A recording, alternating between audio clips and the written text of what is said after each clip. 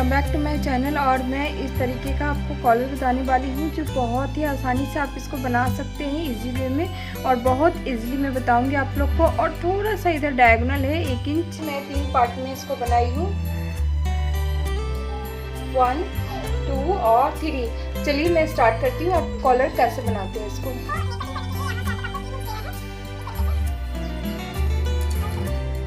यहाँ से आज तक 3 लेना है आपको, यहाँ से आज तक 5 लेना है, यहाँ से आज तक 3 लेना है, और फिर आपको अंदर की तरफ आपको 1 इंच लेना है। इस तरीके से लेना है आपको, और फिर आपको इस तरीके से आपको डाउन करना है। आपको इस तरीके से आप नेक लिए हैं 3 इंच का, तो 6 इंच हो जाता है, और 6 इंच से आपको इस तरीके से आपको राउंड शेप देना है। और राउंड शेप देने के बाद आपको यहाँ से यहाँ तक आपको 2.5 इंच लेना है इस तरीके से। और थोड़ी बहुत अपना भी क्रिएटिव आपको दिखाना पड़ता है, और नहीं दिखाएगा तो फिर उतना अच्छा डिज़ाइनिंग नहीं होता है, इसलिए इस तरीके से मैं शेप दे दूंगी। और इधर से भी आपको 2.5 इंच लेना है, और इस तरीके से मैं शेप दे दूंगी। इसमें भी 2 पार्ट बन के तैयार हो गया है, तो फिर मैं अब बनाऊंगी तीसरा पार्ट। और देखिए तीनों बन के तैयार हो गया है। और मेरी थोड़ी बहुत वीडियो डिलीट हो गई थी, और मेरा कुछ वीडियो डिलीट हो गया है, इसलिए मुझे दोबारा करना पड़ रहा है। और उसके बाद फिर मैं इस तरीके से इसको कटिंग करके हटा लूँगी एक पार्ट को। पहले तो इस साइड का पार्ट कटिंग करना है, फिर राउंड शेप है उसको मैं कटिंग करके हटा लूँगी सबको एक एक करके। फिर उसके बाद फिर मैं तीसरा पार्ट कटिंग कर लूँगी।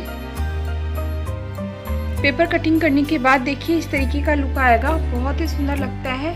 और फिर मैं इसको कटिंग करूँगी इस तरीके से, कोई भी पेपर पे रख दीजिएगा, और इस तरीके से आपको कटिंग करना है। इस तरीके से आपको शेप देना है। फिर मैं इस पार्ट को कटिंग कर लूँगी, तो फिर मैं दूसरा पार्ट भी इस तरीके से। दूसरा पार्ट तो सेम कटिंग होगा, मगर जो फर्स्ट पार्ट होता है उस थोड़ा सा चेंज करना है। और इस तीसरा पार्ट में भी आपको चेंज करना है थोड़ा सा, 1/2 इंच आपको आगे पीछे एक्स्ट्रा करना है इसमें। और इस तरीके से मैं पेपर को कटिंग करके हटा लूँगी।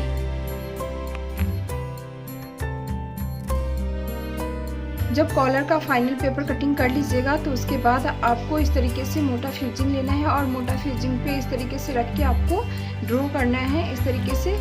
और सबको नाप के आपको कटिंग कर लेना है फ्यूजिंग को। और फ्यूजिंग जब कटिंग हो जाएगा तो आपको अस्तर वाला फैब्रिक है तो पहले अस्तर पे चिपकाइएगा प्रेस से, और नहीं तो आपको जो मेन फैब्रिक है उस पर चिपकाना है आपको। और इस तरीके से मैं चिपका के और कटिंग कर लूँगी। कॉलर कटिंग हो गया है, तो फिर मैं बेल्ट कटिंग कर लूँगी। बेल्ट कटिंग करने के लिए आपको अपनी कमर के हिसाब से बेल्ट कटिंग करना है। और इस तरीके से मैं 2 इंच कटिंग कर लूँगी पहले पेपर, और पेपर 2 इंच का कटिंग करने के बाद फिर मैं कमर के हिसाब से एक तरफ में 10 इंच ली हूँ, और एक तरफ छोटा जो पीस है वो 6 इंच लेना है आपको, 6 इंच सॉरी।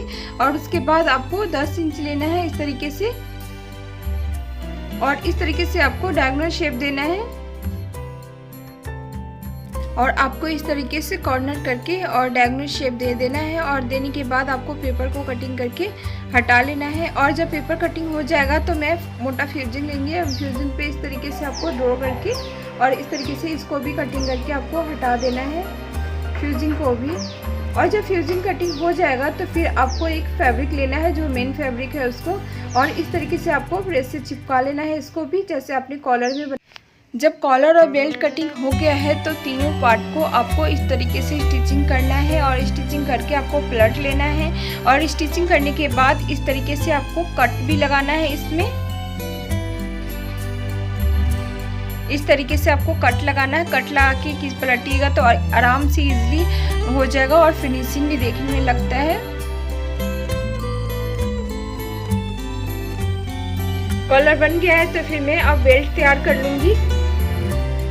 और इस ब्लॉग में मैं बेल्ट और कॉलर भी बताऊंगी आप लोग को। आगे ब्लॉग में फिर मैं आपको ब्लाउज का कटिंग बताऊंगी, क्योंकि एक ही ब्लॉग में बताऊंगी तो ब्लॉग काफ़ी लंबा हो जाएगा। और पहले वाला ब्लॉग जाके जरूर देखिएगा, उसमें लटकन में बहुत ही सुंदर सा बताई है। और देखिए इस तरीके से पलट लीजिएगा, और उसके बाद कोन निकालिएगा। इस तरीके से आप कोई भी नोकीला चीज़ से आप कोन निकाल सकते हैं। एक पार्ट बेल्ट का तैयार हो गया है तो फिर मैं दूसरा पार्ट बेल्ट का तैयार कर लूँगी इस तरीके से और उसको पलट दूँगी। बेल्ट और कॉलर दोनों बनके तैयार हो गया है तो फिर मैं अब कटिंग कर लूँगी अस्तर। और अस्तर कटिंग करने के लिए फिर से मैं 3 इंच ली हूँ, साइड में 5.5 इंच लूँगी, नीचे भी 3 इंच लूँगी।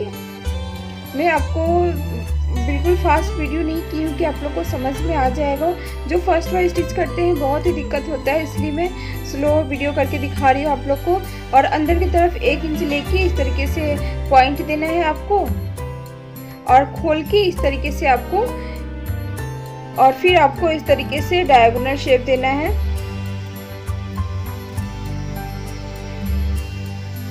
और उसके बाद जो अंदर का पार्ट है उसको कटिंग करके आपको हटा देना है। जब फैब्रिक कटिंग हो गया है तो फिर मैं इस तरीके से अस्तर और मेन फैब्रिक दोनों को स्टिच कर ली हूँ और उल्टा करके इस तरीके से मैं पहले कॉलर को स्टिच कर लूँगी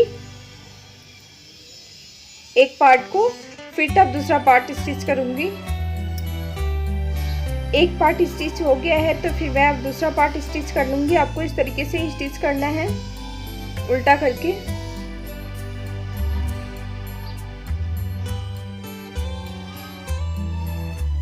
और फिर मैं इसको पलट दूंगी दोनों को एक साथ।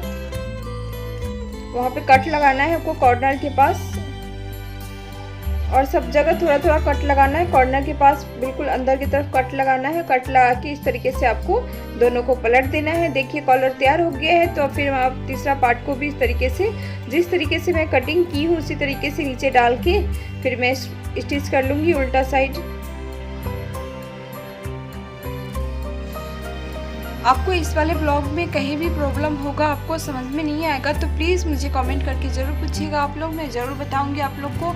और एक एक चीज़ आपको एक एक पॉइंट बताऊंगी, कहीं भी कंफ्यूज होंगे आप लोग। तो मेरा ब्लॉग आप लोग को कैसा लगा प्लीज़ मुझे कमेंट करके ज़रूर बताइएगा आप लोग। और अच्छा लगेगा तो प्लीज़ लाइक कीजिएगा, कमेंट कीजिएगा और शेयर कर दीजिएगा प्लीज़।